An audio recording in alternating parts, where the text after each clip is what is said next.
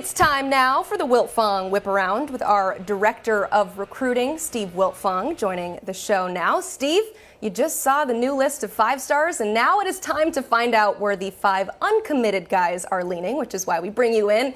You've got Ryan Wingo, LJ McCray, Aiden Breland, Elijah Rushing, and Jordan Seaton. So what can you tell us about those guys? Well, Ryan Wingo, I like the way it's trending for Missouri right now. There was a time early in this recruitment where I liked Tennessee, pivoted to Georgia, back to Tennessee, then Texas, then Mizzou, then Texas again. But coming off a visit to Missouri this past weekend where I saw Luther Burden, Mookie Cooper, and we saw play well, that offense, Coach Peeler's track record, I think they've overtaken Texas right now in that recruitment. LJ McCray, he just texted me. He's got a decision date for October 21st, so he's going to come off the board in a couple Saturdays.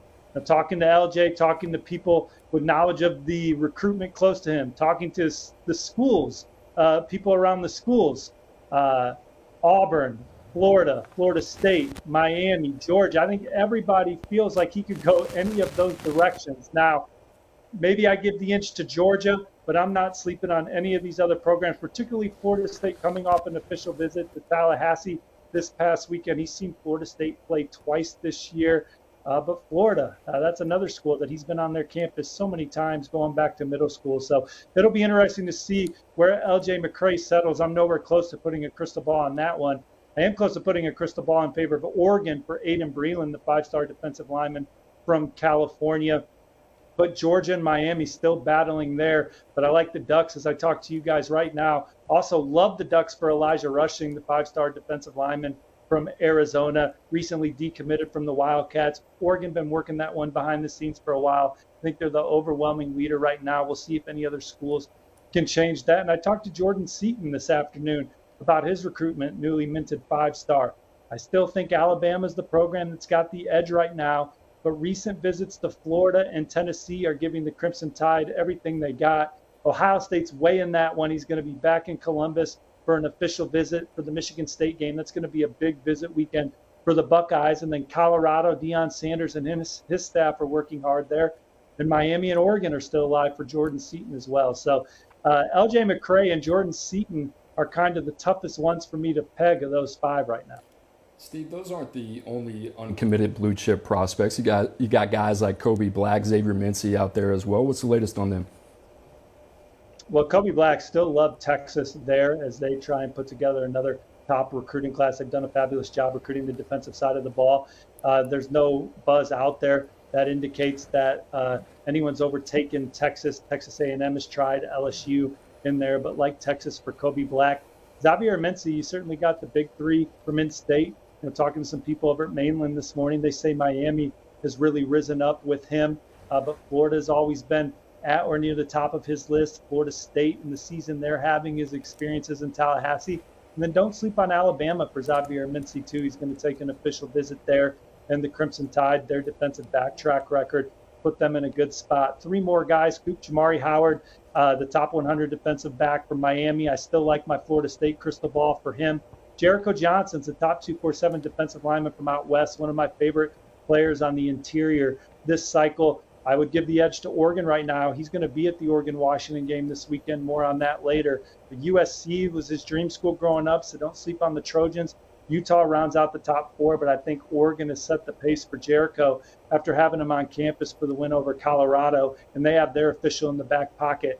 And then Daniel Hill, top 247 running back, big riser for you guys. Alabama, South Carolina, and Tennessee, the final 3 there. Talked to his dad today. Decision expected soon. No question, his parents love Alabama, his dad particularly. The kid, Daniel, I think he's been high on South Carolina, close to committing to South Carolina one other time. Now he certainly really likes The official visit to Tennessee 2 weekends ago was a needle mover. But we'll see what happens here if South Carolina can pull out another big blue chip recruiting win or if it's same old story for Alabama. All right, you said more on Washington and Oregon in a bit. How about we do that now? I have to imagine there'll be quite a few prospects headed to Seattle this weekend. Who are some of the big names that are embarking on Husky Stadium?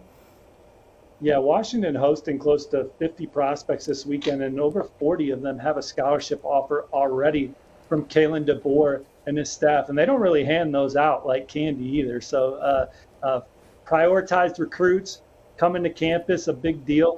Husan Longstreet's a top 247 quarterback, number 4 quarterback in the country in our 2025 rankings. Washington's one of the schools recruiting him the hardest. Talking to him, talking to his dad this week, they pointed to Washington's number 1 offense, number 1 scoring offense, number 1 passing offense. Michael Penix being a Heisman candidate. Lot to like there going into that visit. Jericho Johnson, I think they got to make up ground, but no better opportunity to make up ground against the team you're trying to make up ground with by beating them on Saturday in front of your eyes. Keanu Wilhite from Arizona, Elijah Rushing's teammate, also recently reopened his recruitment. He told me that Washington is the program to beat going into this visit, but they're going to have to hold off UCLA. The Bruins are certainly in there as well. And then Jason Brown's a top 247 running back from Seattle that's going to be on campus.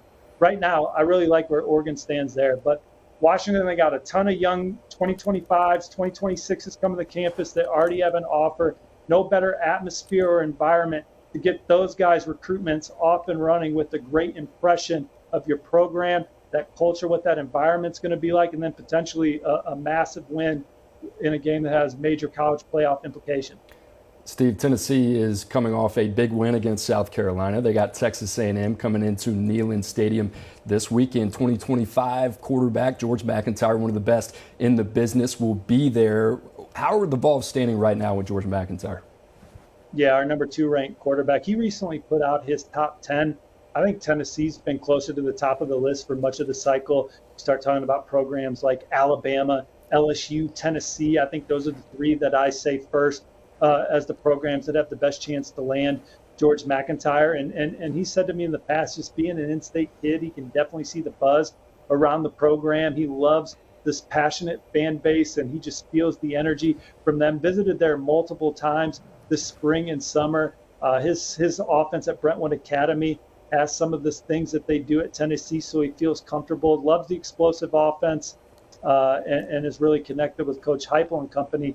You know, this is a big time blue chip battle. It's not going to be easy for Tennessee, but we've seen them win major quarterback recruiting battles under this staff already, and they're going to try and do it again with George MacIntyre. All right, that's a number 2 quarterback. How about the number 1 quarterback? He is off to LSU this weekend. So what's the latest on Bryce Underwood's recruitment, but also his busy visit schedule this fall? Yeah, 5-star Central at LSU this weekend, and highlighting perhaps the most coveted recruit of the bunch, quarterback Bryce Underwood, who's been paying close attention to this Tigers program, loves the development he's seen from Jaden Daniels from the first year he got there to what he's doing this year. You know, Joe Sloan, the lead recruiter there for LSU, has done a fabulous job of building a relationship with Bryce and his family. They've been to campus for 2 extended visits already. He's attended a class at LSU. He's set up shop inside that football facility, watched a lot of film with that staff. And so they're very familiar with LSU right now. This is an opportunity to get down there and see a game for the first time, and not only see a game, guys, but see a night game in Death Valley. They picked a good one against Auburn. It's going to be a major recruiting weekend. Night games are special there. They're hoping to make a big impression because they're battling Michigan. Colorado's starting to make a move in this recruitment. Penn State, he went to the whiteout at Penn State, so you're trying to match one of the best atmospheres in college football in Happy Valley down there this weekend in Death Valley. So we'll see if they're up for the challenge there. But LSU's always been one of his favorites. I could definitely see him playing at LSU, and here's another opportunity for them to gain some more inches in that recruitment. Steve, big opportunity for North Carolina and Mack Brown this weekend. They got Miami coming to town, limping in, but they also have the number 1 prospect in the class of 2025 coming to campus as well. That is David Sanders. What's the latest with David Sanders in North Carolina? Well, he got a chance to camp there over the summer where he got to work with offensive line coach Randy Clements, and that was something David Sanders wasn't afraid to do at any place this summer. He got out and camped at a lot of places so he could get a feel for coaching styles of these respective offensive line coaches that he's considering playing for. And Coach Clements made an impression on him. And now the season that North Carolina is having, they're undefeated. It's going to be a great atmosphere in Chapel Hill. North Carolina is pretty much done recruiting 2024, so it's all hands on deck for 2025. There's a bunch of top 247 prospects on campus, but obviously David Sanders, target numero uno. There's stiff competition: Georgia, Clemson, Alabama, Tennessee, Ohio State, Michigan, some of the other schools that he's certainly high on, Florida State.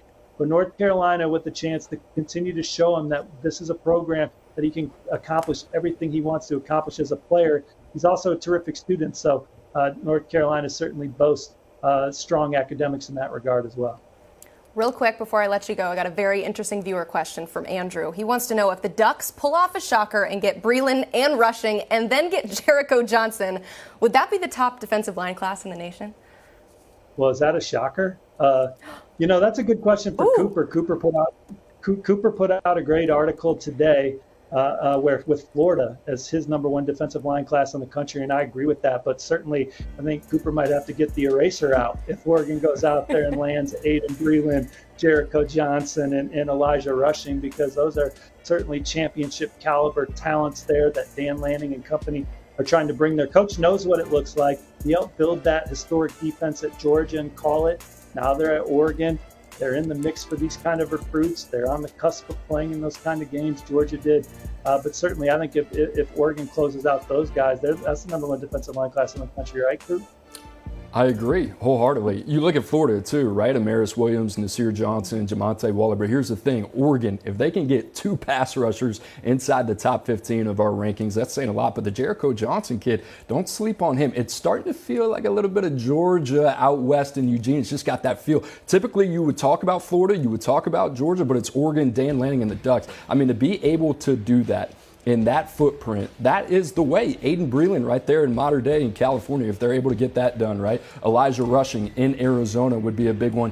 Jericho Johnson in California. The first thing you have to do if you're Oregon, you want to win a national championship, you got to keep these type of dudes home. If they can do that, that's going to go a long way for the Ducks. Love that. There's Steve not goes, many "That's guys not like shocking." that out west. No. Not many guys like that out west, particularly Jericho Johnson, high motor, two-way player, as coveted as any of those guys out there for any of those programs.